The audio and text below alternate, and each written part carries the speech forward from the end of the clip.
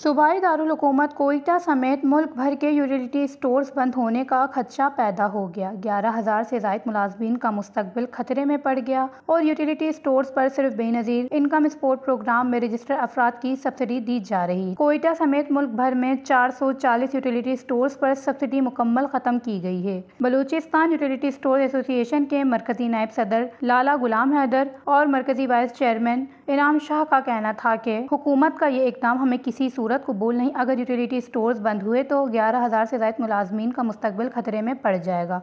81,000 को अमलों की सज़ा मिलने जा रही है क्योंकि 6,000 मुस्तकिल जबकि दीगर मुलाजमीन कॉन्ट्रैक्ट और डेली वेजेस पर हैं। बात दरअसल ये है, ये इदारा तो साहब ने 1971 में जिसका बुनियाद रखा था, जिसकी शुरुआत 20 स्टोरों से हुई थी। आज अल्हम्दुलिल्लाह पूरे पाकिस्तान में, बल्कि पूरे एशिया में ये बहुत बड़ा नेटवर्क है, बहुत बड़ा चेन है। 6,000 स्टोरों पर मुश्तमिल पाकिस्तान का बहुत बड़ा इदारा है, जिस पे मुख्तलिफ गवर्नमेंट ने जब भी गवर्नमेंट आया है उन्होंने सब्सिडी अगर दी है तो वो आवाम को दी है। यूटिलिटी स्टोर के किसी मुलाजिम को सब्सिडी नहीं दी है, ना यूटिलिटी स्टोर के किसी मुलाजिम पे गवर्नमेंट एहसान कर रही है। यूटिलिटी स्टोर के मुलाजिमीन अपनी तनख्वाह अपनी मेहनत और पसीने से खुद कमाती है। दूसरी बात यह है कि गवर्नमेंट फैसला किया है मजदूरों का, अब जो ये 11,000 मुलाजिमीन नहीं, ये 11,000 घराने हैं जिनको ये बेरोजगार कर रही हैं, 11,000 घरानों का रोजगार छीन रही है।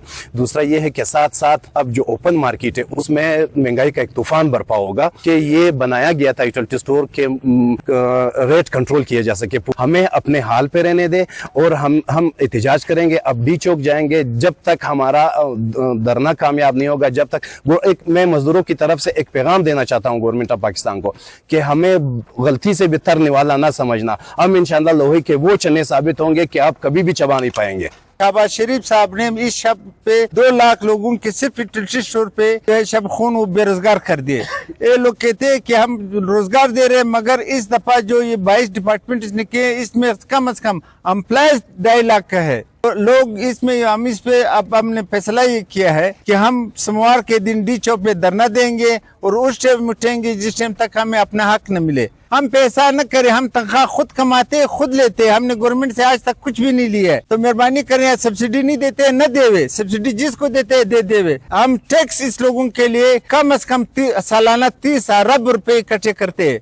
न ये बिहार इकट्ठा कर सकता है, न कोई इकट्ठा कर सकता है। हम मुफ्त में इस लोगों के लिए 30 अरब रुपए हर साल बिहार के टैक्स में हम जमा करते हैं। मैं इस हालत में एक है कि ये लोग सरमायादाराना निजाम के तहत ये अदारे ये खरीदना चाहते हैं। ये इंडस्ट्रियलिस्ट जो है ये कुछ हमारे एस्टेब्लिशमेंट के साहिबान इसको खरीदना चाह रहे हैं कि ये वाहिद अदारा है एशिया में 4,500 यूटिलिटी स्टोर, इसमें हमारे डिमांड और कुछ नहीं है। हमारे 14 अरब जो गवर्नमेंट कर्जदार है हमने उसके कहने पे कर दिया है, जो 14 अरब रुपए वो देवे और हमें छोड़े, हम अपना अदारा खुद चला सकते हैं। गवर्नमेंट के रूल के मुताबिक हम टैक्स भी देंगे, सब कुछ देंगे, हम गवर्नमेंट से कुछ नहीं मांगते। उनका मजीद कहना था, अगर हमारे मुतालबात ना माने गए यूटिलिटी स्टोर्स की बंदिश पर 18,000 से ज़ायद मुलाजमीन डी चौक पर एहतिजाजी धरना देंगे, जिसकी जिम्मेदारी हुकूमत वक्त पर आयद होगी। वश न्यूज़, कोयटा, बलूचिस्तान।